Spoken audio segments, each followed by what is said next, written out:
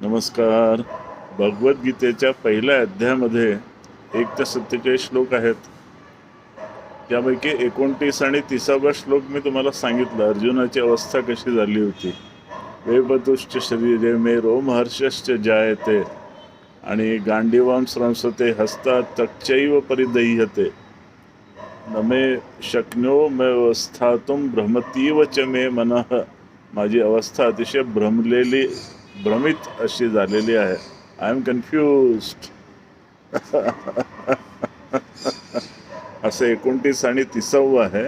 आणि 30व्या श्लोकापासून पुढे 47 किंवा 46व्या श्लोकापर्यंत अर्जुनाचं तर्क आपण ऐकतो.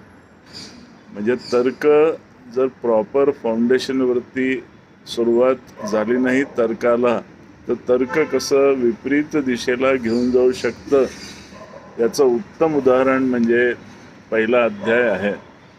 आपल्याला असं वाटतं की आम्ही खूप तर्कयुक्त बोलतो आहोत, खूप बुद्धी त्यात लावतो आहे आणि आम्ही खूप हुशार आहोत असं आपल्याला वाटतं.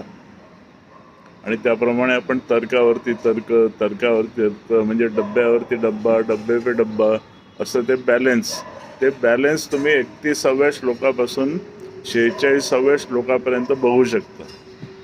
ते मी की तुम्हाला आता सांगत नाही.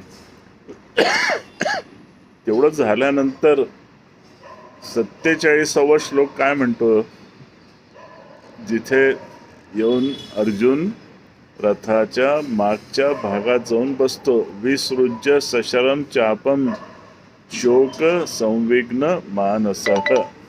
विसृज्य सशरम चापम. चाप म्हणजे काय? धनुष्य. शर म्हणजे काय? बाण. जर धनुष्य बाण टाकून देऊन अर्जुन रथाच्या मागच्या बाजूला जाऊन बसला. इथे रथाची मागची बाजू ही सांकेतिक रूपाने आपल्याला काय सांगते की now I have taken the back seat. Back seat हा शब्द जेव्हा आपण वापरतो तेव्हा लिटरली आपण मागच्या सीटवर जाऊन बसत नाही, पण एक आशय तुमच्या लक्षात आला की आता युद्ध करायचं असेल तर काय होईल, मी फ्रंट सीटला बसेन ना रथाच्या. पण इथे काय म्हणतोय, उपाविश्य रथोपस्थ उपाविशत. रथोपस्थ उपाविशत. रथाच्या मागच्या बाजूला जाऊन बसला आणि सशरम चाप सोडून दिले त्याने.